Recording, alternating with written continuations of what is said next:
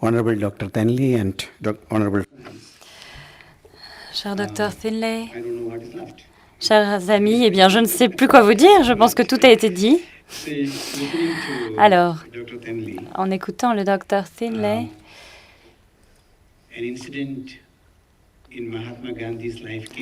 un incident de la vie de Mahatma Gandhi m'est revenu à l'esprit. Un historien est venu le trouver. Et l'historien voulait lui lancer un défi sur le thème de la non-violence. Il a donc dit à Gandhi, « Écoute Gandhi, il n'existe pas de révolution non-violente. Regardez la révolution française, russe, chinoise. Toutes les révolutions ont engendré la violence. Alors pourquoi est-ce que vous mentez aux Indiens en leur disant qu'il existait une révolution sans violence? Alors Gandhi l'a regardé, a souri et lui a répondu, « Cher monsieur, vous enseignez l'histoire, c'est très bien, mais moi je fais l'histoire. » Et je crois que ce soir, on peut dire que le Bhoutan a fait l'histoire et qu'il y aura de nombreux historiens qui écriront sur ce que vous avez réalisé. Et dans cette histoire qu'il tente de nous expliquer, le bonheur n'apparaît pas seulement comme une valeur matérielle, mais comme une valeur qui va au-delà du matériel. Évidemment, l'aspect matériel compte, mais il y a un aspect bien au-delà de l'aspect matériel.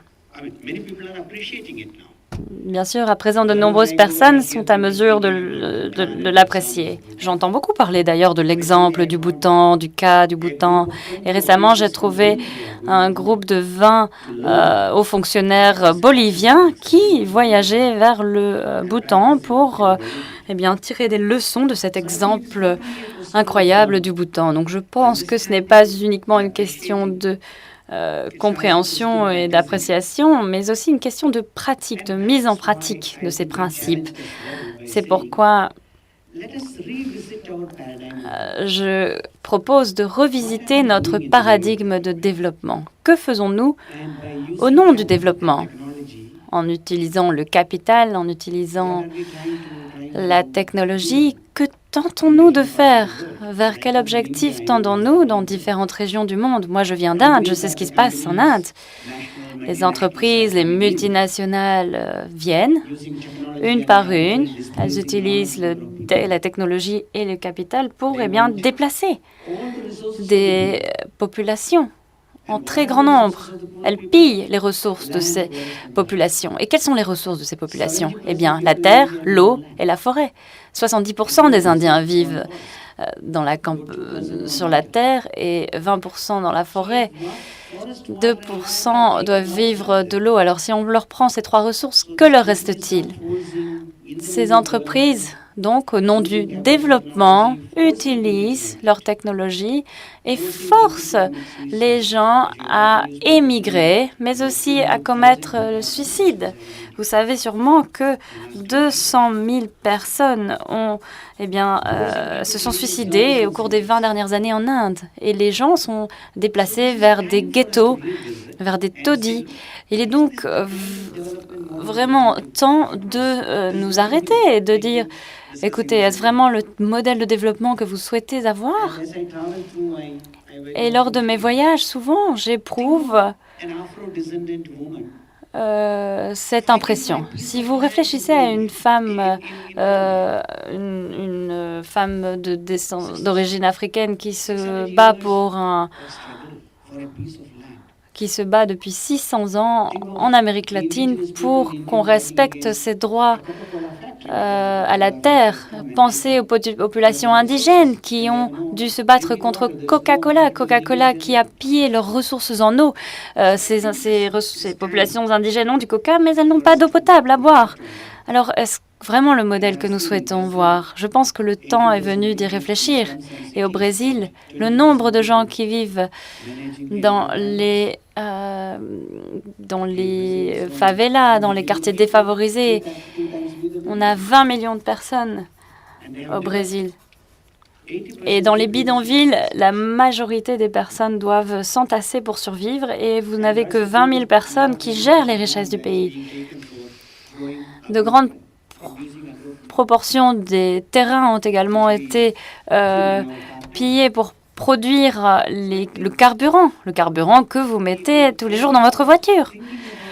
Donc, réfléchissons ensemble au développement. Est-ce que le développement, c'est uniquement une entreprise à but lucratif? Ou est-ce qu'on réalise le développement pour le développement en tant que tel ou pour les gens? Est-ce que c'est externe ou est-ce que ça doit être également interne? Est-ce que ça doit concerner l'intérieur de notre corps? Comme l'a dit mon collègue, ce n'est pas uniquement une question de bonheur, bien-être corporel, c'est aussi l'intérieur, l'âme. Donc, est-ce que nous poursuivons dans ce sens? Est-ce que nous n'intervenons pas? Est-ce que nous disons « je n'ai pas le pouvoir de faire quoi que ce soit, c'est hors de ma portée ».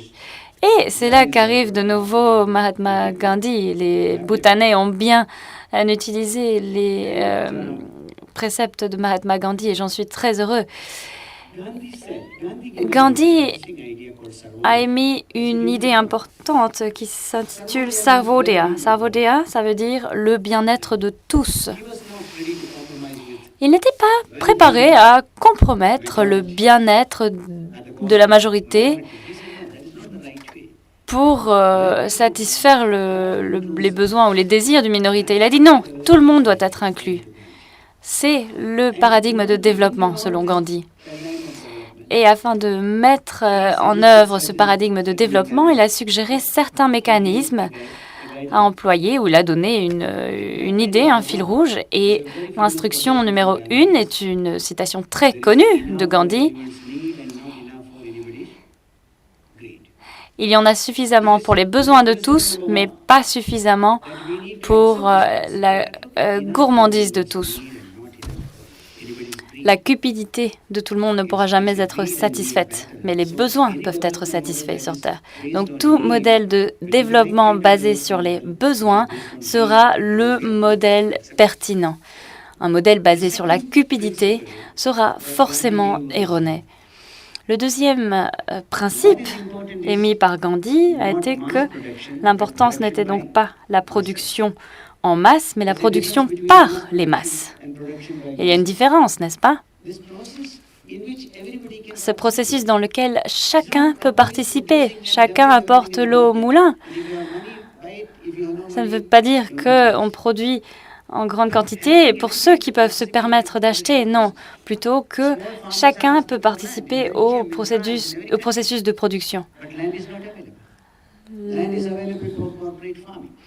La terre n'est plus disponible pour les petits paysans. La terre est disponible pour les grandes corporations. Et Gandhi n'était pas d'accord avec cette idée. Il a demandé la production par les masses.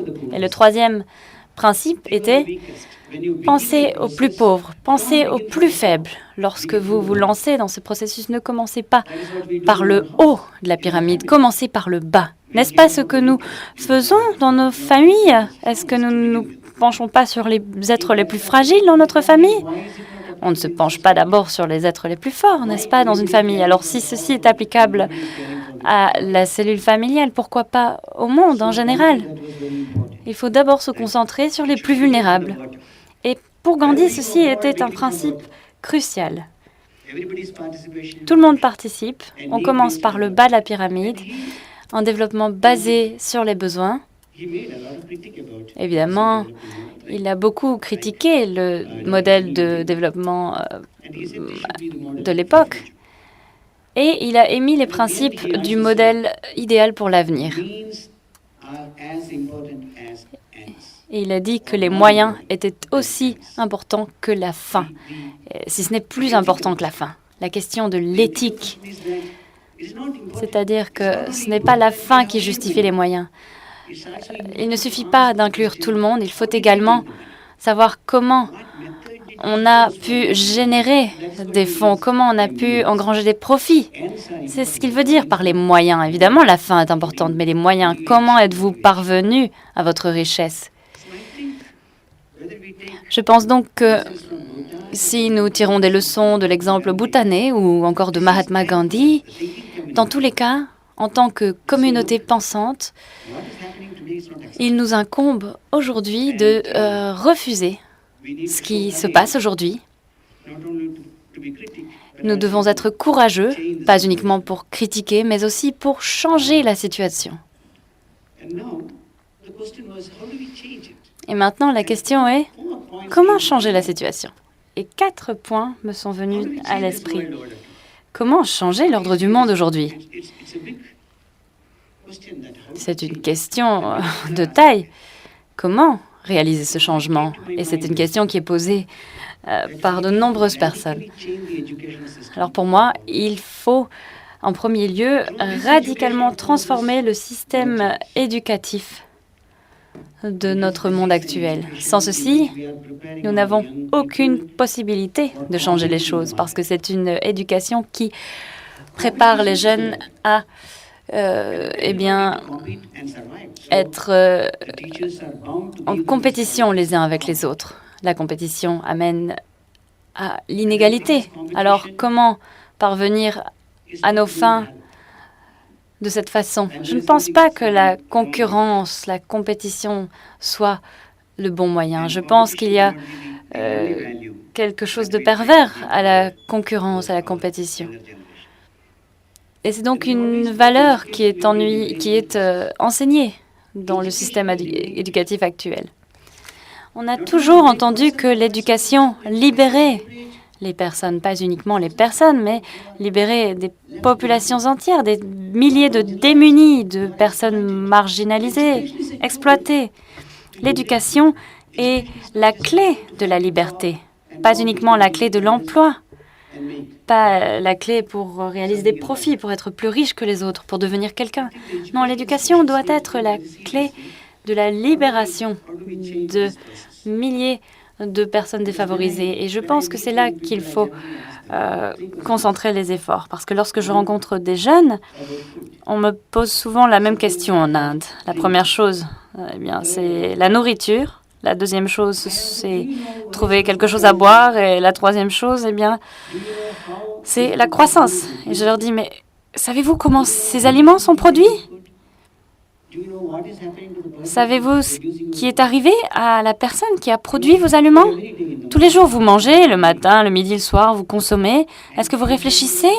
Vous ne vous êtes même pas posé la question? Cette question si simple, d'où vient ce que je mange? Qui produit ces aliments? Qu'est-ce qu'il y a dans ce que je mange? Moi, je n'arrête pas de poser la question aux gens que je rencontre. Lorsque vous buvez un Coca, un Pepsi Cola, connaissez-vous le comportement de ces entreprises dans les différentes régions du monde? Non, ils n'en savent rien. Lorsque vous jetez votre Coca à la poubelle, savez-vous combien de litres d'eau sont nécessaires pour produire 1 litre de Coca? Non, ils n'en ont aucune idée. Tout ce qu'ils souhaitent, c'est trouver un emploi sur le marché. De cela, ils sont capables, oui, ils sont suffisamment éduqués pour trouver un bon boulot sur le marché. Mais ce qui ne va pas, c'est que l'éducation devrait leur permettre de se libérer, poser des questions sur ce qui se passe autour de nous. Donc, si l'on souhaite changer le monde, il nous faut vraiment réfléchir au système éducatif. Je suis tout à fait d'accord avec ce qu'a dit le Dr Tinley.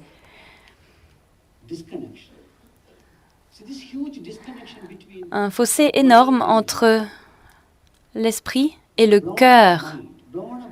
Oui, on a des cerveaux très remplis, on a des tas de gens très intelligents qui savent beaucoup de choses. Et pourtant, leur cœur semble avoir rétréci à mesure que leur cerveau a grandi.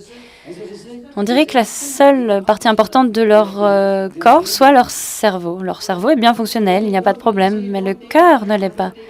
Alors quand les gens leur disent « Ne prenez pas ma terre, ne prenez pas mon eau », ils ne trouvent aucune écoute de l'autre côté parce qu'il n'y a pas de cœur, il n'y a que le cerveau qui calcule les profits qui peuvent être engendrés. Alors, il faut peut-être faire gonfler le cœur et lorsque ces gens bien éduqués deviennent des dirigeants, eh bien, il y aura vraiment un fossé entre ce qu'ils éprouvent et ce qu'ils font. Et il y a des gens qui reconnaissent, oui, la violence et le changement climatique sont de véritables fléaux pour la société, mais dans leur action, ils vont contribuer à la violence, contribuer au changement climatique. C'est quelque chose qu'il faut bien comprendre. Et j'aimerais attirer votre attention sur l'idée de la violence et la nécessité de comprendre la violence. Nous comprenons tous la violence directe, mais tout le monde ne comprend pas la violence indirecte. On peut l'appeler la violence systémique, la violence indirecte. Alors, en quoi consiste cette violence indirecte? Souvent, nous soutenons la violence indirecte sans même le savoir, de façon pratiquement innocente. Lorsque nous remplissons notre voiture avec des biocarburants, nous ne réfléchissons pas forcément aux paysans qui ont été expropriés au Brésil ou ailleurs. Nous ne comprenons pas cette situation qui existe derrière nos gestes à nous. Comment nos styles de vie contribuent à la violence indirecte.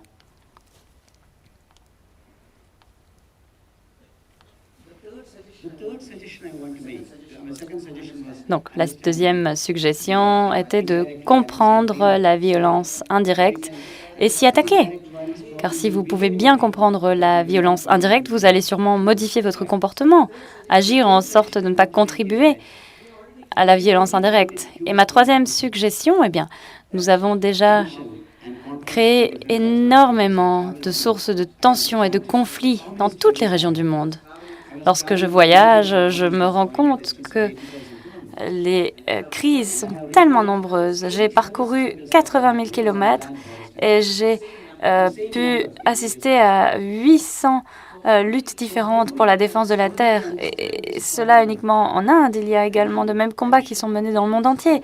Alors, ces niveaux de tension, de conflit dans la société représentent la violence directe et il y a la violence indirecte. Et c'est à nous de résoudre ces problèmes. Et c'est à nous de le faire aujourd'hui. Parce que demain, de nouvelles crises se produiront. Si nous souhaitons réduire la violence, il nous incombe de nous engager dans les régions où ces crises se passent et résoudre ces crises. Et la quatrième suggestion, qui est récurrente dans mon discours, c'est que toutes les institutions, qu'il s'agisse d'universités ou de gouvernements, doivent investir davantage de ressources dans les initiatives de paix, de justice et de non-violence. Chaque institution investit tant dans la violence. Regardez, les gouvernements dépensent tant dans l'armée, dans la défense, dans la police, dans les firmes de sécurité privées, des montants incommensurables sont investis tous les ans à la sécurité, à la violence. Mais combien investit-on à la non-violence? Combien investit-on dans la paix? Donc j'aimerais poser la question aux différentes institutions. Investir dans la violence ou dans les forces qui peuvent créer la violence, d'accord, mais merci de bien vouloir aussi investir dans la paix, dans la non-violence, afin de ne plus avoir à investir dans la violence. Toutes ces suggestions sont seulement le fil rouge pour réfléchir aux défis à lancer au modèle actuel de développement, réfléchir à créer davantage d'initiatives de non-violence, des suggestions qui nous permettent de voir comment la communauté éduquée peut s'engager, peut agir afin de résoudre les problèmes qu'affronte la société aujourd'hui. On ne peut plus tourner le dos, se laver les mains de cette histoire, dire non, ça ne me concerne pas, c'est aux politiciens d'agir, c'est aux spécialistes d'agir. Non, la communauté intellectuelle se doit de s'engager, doit remettre le système en question aujourd'hui et le transformer afin d'améliorer le monde. Je terminerai donc par un petit poème de Rabindranath Tagore, un poète indien qui a reçu le prix Nobel il y a déjà de nombreuses années. Et il a vu que le soleil était sur le point de se coucher le soir. Et le soleil l'a appelé et dit « Bon, écoute, ça y est, je m'en vais, je vais me coucher. Qui va prendre soin de cette obscurité ?» lui a demandé le soleil. Et personne n'a répondu. Silence.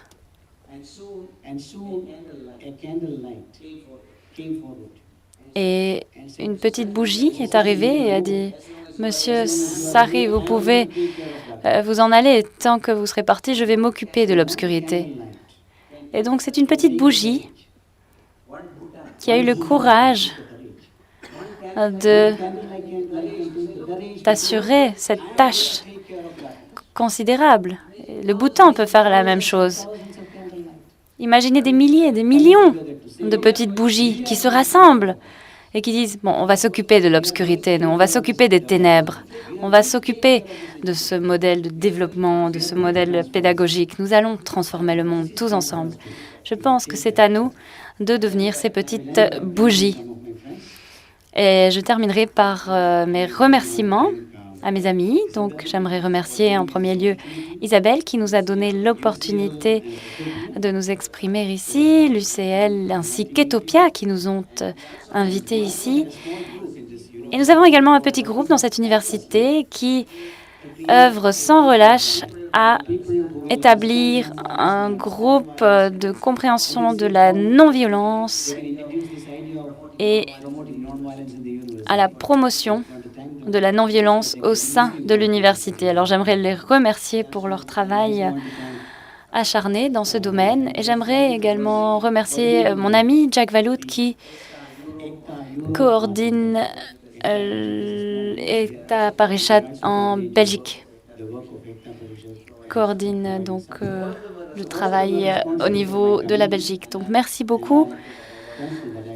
Je suis tout à fait reconnaissant d'avoir pu m'adresser à vous et interagir avec vous. Merci beaucoup.